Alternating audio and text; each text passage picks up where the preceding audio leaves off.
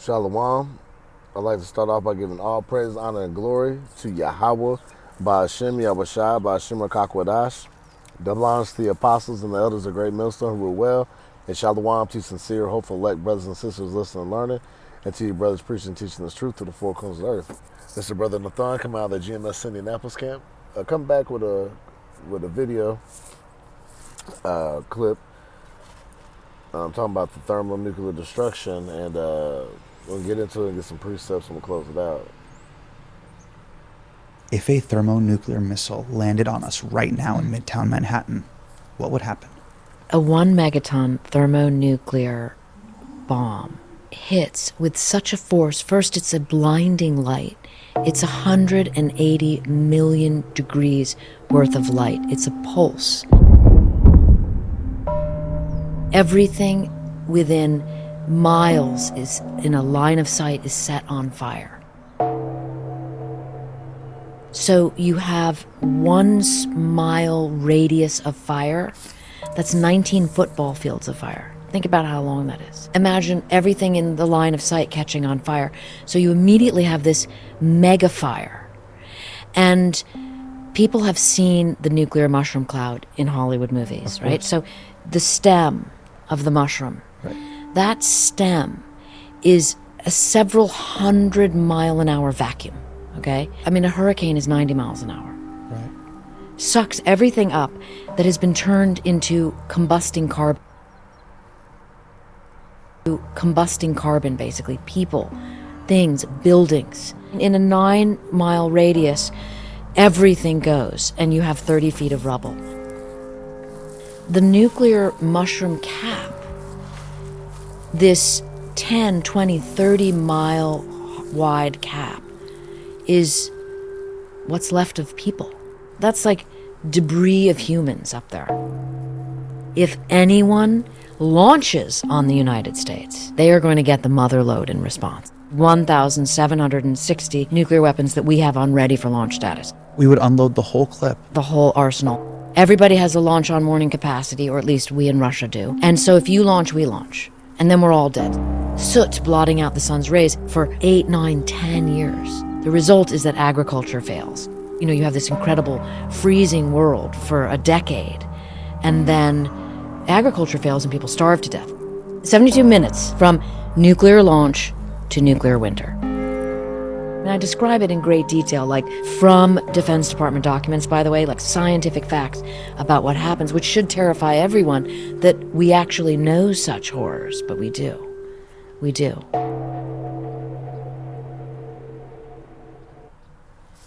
Yeah, so you see it, hey, these thermonuclear missiles, man, that the Lord has in his armory, that he's had them create. All right, it's gonna be no joke. That's how you see America, Babylon the Great, is gonna be totally destroyed by thermonuclear destruction. Okay, the lake of fire is gonna be here. All right, ain't talking about fucking hell, you know. No, the lake of fire is gonna be here in America. It's the second death. First death was by the flood. This one should be by fire, which is by the thermonuclear destruction. As a matter of fact, it was Isaiah 54 and verse 16. It says, "Behold, I have created the smith that bloweth the coals in the fire, and that bringeth forth an instrument for his work. And I have created the," right, because Yahweh Shemashai, he created the smith, right? So in today's times, it would be your nuclear scientists, you know, your ones that help put together these missiles, right? And that bring forth an instrument for his work. And I have created the waster to destroy, and that's those nukes, all right? That's the waster. Matter of fact, let me look in, what does it look like?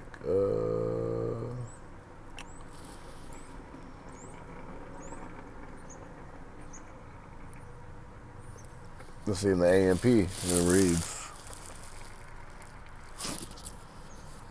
"Listen carefully. I have created the smith who blows on the fire of coals and who produces a weapon for its purpose. And I have created the destroyer to inflict ruin." Yep, that's the thermonuclear destruction. Yep, so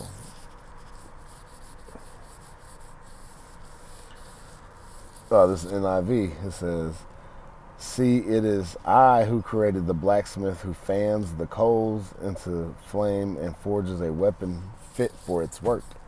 And it is I who have created the destroyer to wreak havoc." Yep. Notice the Lord is claiming he's doing it because what? Let's get this. This is Isaiah 45 and verse 7. "I form the light and create darkness. I make peace and create evil. I, Yahweh Ba'Shem Shai, do all these things." So at the end all be all, the Lord wants this to happen. All right, remember Isaiah 46, he declared the end from the beginning. All right, so this is a part of the Lord's movie, is that Esau, even so-called white man, would lose his power and be destroyed via thermonuclear destruction. Okay, and these nations get jacked up as well. It's like it. All right, because it says, let's see what the amplified version says.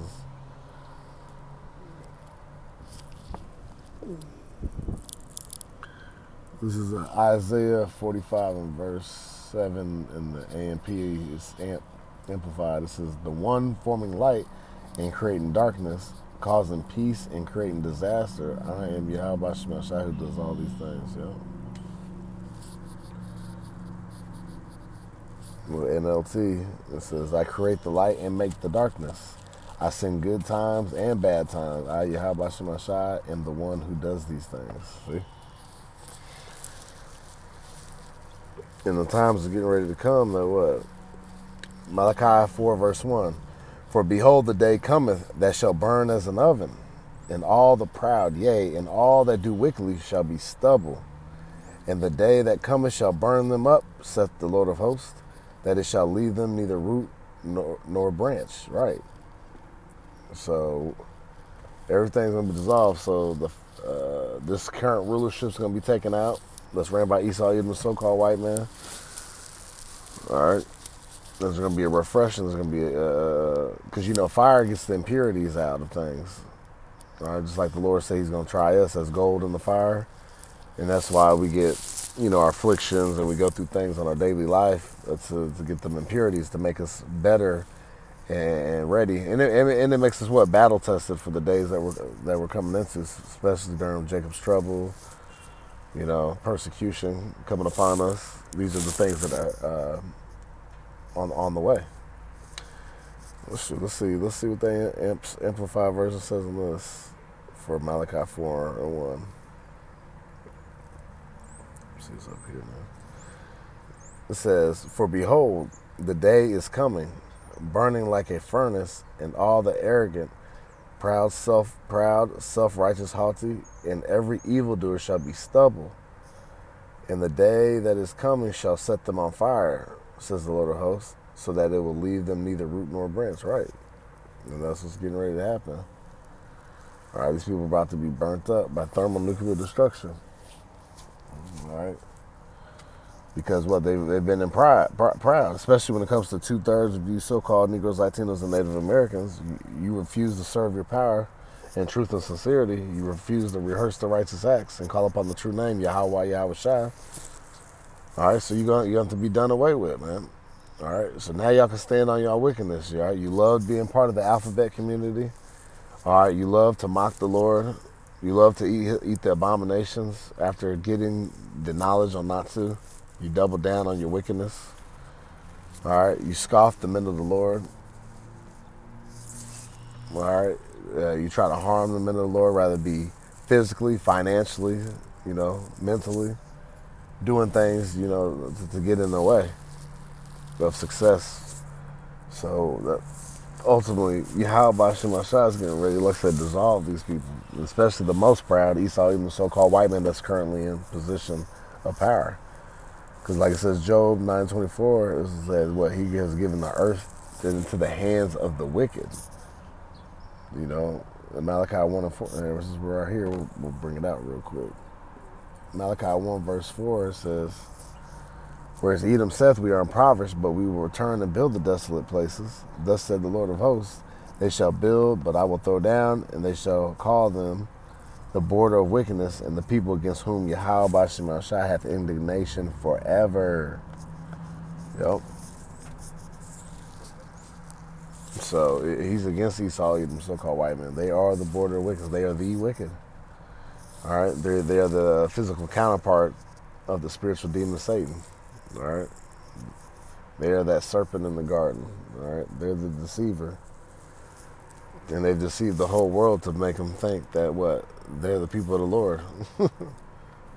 Hell, even the sun is against them with no melanin, right? This is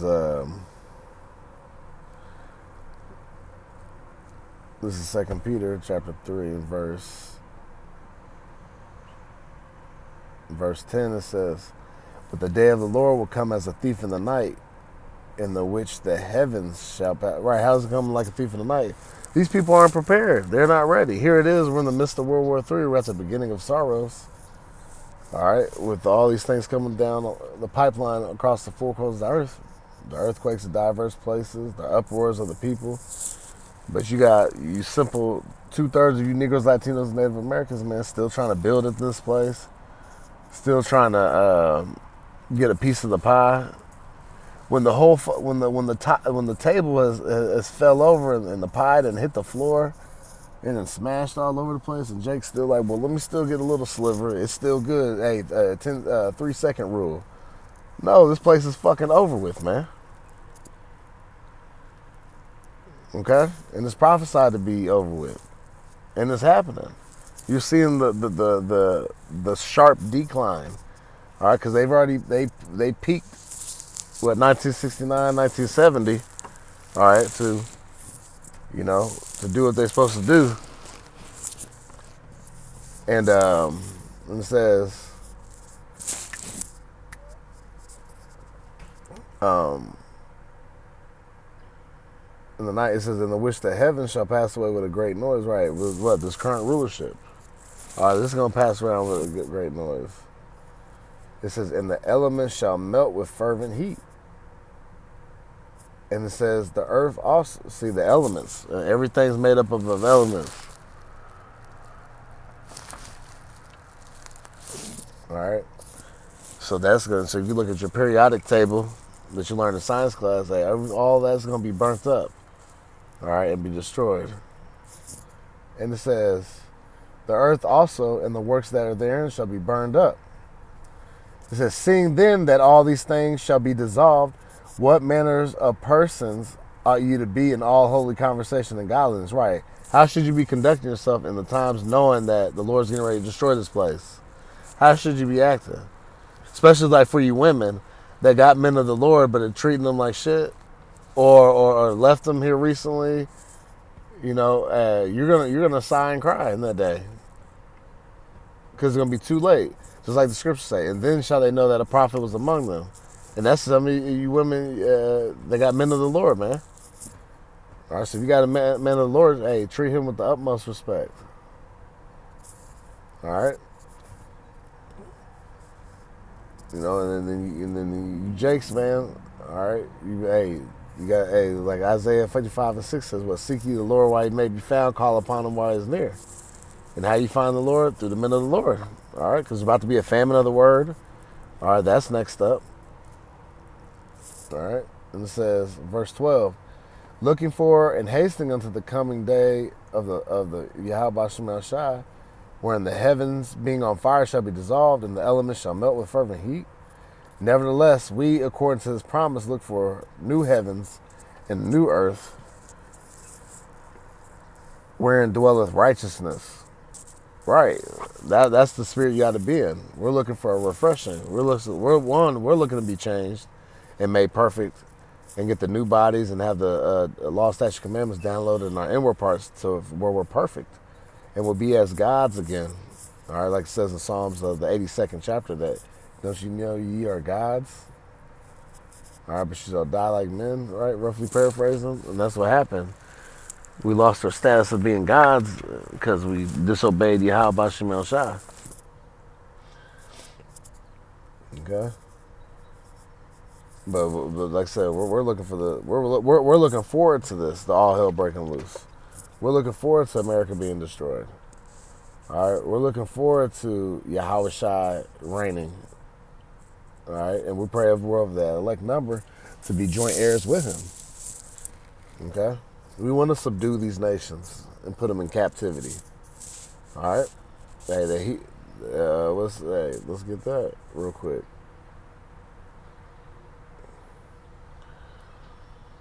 Oops. It's Revelation 13:9. If any man have an ear, let him hear. He that leadeth into captivity shall go into captivity. He that killeth with the sword must be killed with the sword. Here is the patience and the faith of the saints. Right. Matter of fact, let's see what the Amplified version say. If anyone is destined for captivity, he will go into captivity. If anyone kills with a sword, he must be killed with a sword. Here is the call for the patient endurance and the faithfulness of the saints, which is seen in the response of the Most High's people to difficult times. Right. So, yeah. So what happened to us is going to happen to all these nations, man. All right. Actually, they're going to play double the cup. All those that were in league with Esau, Edom, the so-called white man, all these nations, like you see in Psalms, the 83rd chapter, that come against the children of Israel, all right, which is all you nations, all right, you're gonna be destroyed, man. All right, and we're gonna get the victory. The victory is already written for us. We just have to let it play out. And it says, let's get the piece of.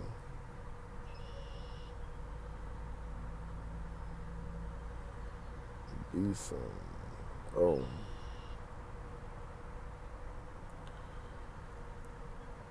This is Isaiah 14:21. It says, prepare slaughter for his children for the iniquity of their fathers, that they do not rise nor possess the land nor fill the face of the world with cities. Right, because Esau, Edom, so-called white man, he's going to be totally destroyed and be knocked off of ever reigning or being able to raise up children again. All right, because he's going to be in captivity for 1,000 years, and then he's going to be stuck. It says, for I will rise up against them, saith the Lord of hosts, and cut off from Babylon the name and remnant and son and nephew, saith the Lord. Right, so that means what? Cutting off the whole lineage. All right. It says, I will also make it a possession for the bittern and the pools of water, and I will sweep it with the besom of destruction, saith the Lord of hosts. Right. And that besom of destruction is that thermonuclear destruction, because that besom is a sweeping agent. All right. Matter of fact, let me see what it says in the Amplified.